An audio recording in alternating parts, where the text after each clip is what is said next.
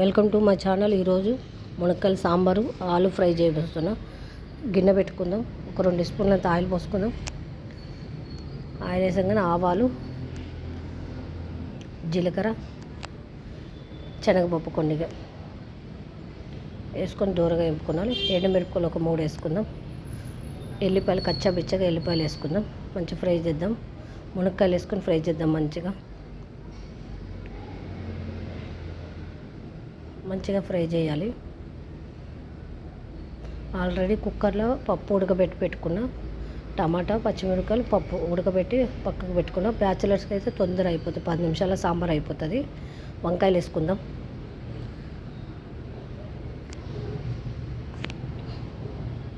మంచిగా ఇది కూడా ఫ్రై చేద్దాం. మంచిగా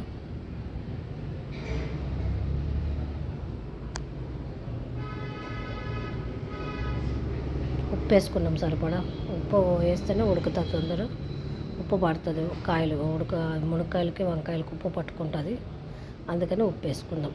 మంచిగా కలుపుకుందాం. ఒక 5 నిమిషాలు మగ్గాలి. అట్లనే నూనెలోనే మగ్గాలి. బ్యాచిలర్స్కి అయితే తొందర అయిపోతుంది, చాలా బాగుంటుంది. ఉల్లిపాయలు, పెద్ద ఉల్లిపాయలు ఒక 4 ముక్కల్లాగా చేసిన సాంబార్లో బాగుంటుంది. అందుకని పెద్ద పెద్ద ముక్కలు వేసిన 3 ఉల్లిపాయలు. చిటికెడు పసుపు వేసుకుందాం.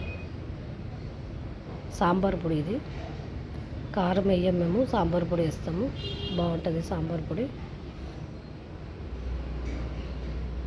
మంచి ఫ్రై చేయాలి బాగా.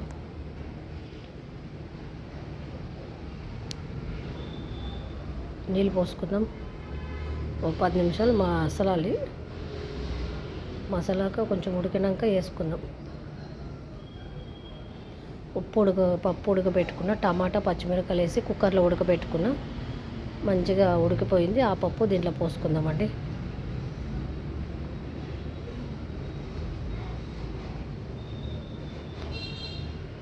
కొంచెం వాటర్ పోద్దాము. వాటర్ పోసి కలుపుదాం. మంచిగా కలిపేద్దాం. వాటర్ పోసి కలుపుదాం.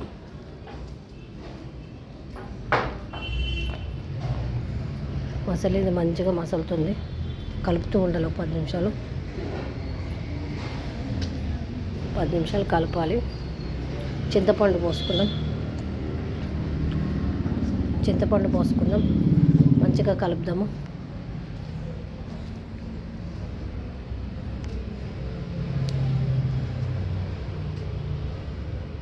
మంచిగా కలుపుదాము. ఉడికిపోయింది ముక్కలు. ఎందుకంటే చింతపండు అన్నీ ఉడికితేనే బాగుంటుంది టేస్ట్ సాంబారు. మంచిగా మసలుతుంది చూడండి. 10 నిమిషాలు, ఒక అర్ధ గంటలో అయిపోతుంది సాంబార్. తొందరగా అయిపోతుంది. బ్యాచిలర్స్కి ఈజీ పని మెథడ్ ఇది. కొత్తిమీర వేసుకుందాం ఫ్లేవర్ కోసం.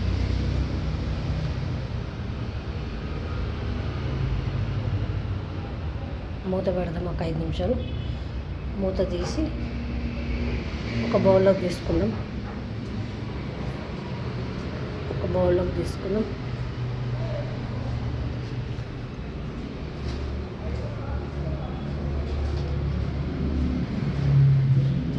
ఆలు ఫ్రై అన్నం రెడీ అయిపోయింది. ఎలా ఉందో మీరు కూడా ట్రై చేసి కామెంట్ బాక్స్లో కామెంట్ చేసి లైక్ చేయండి. థ్యాంక్ యూ అండి.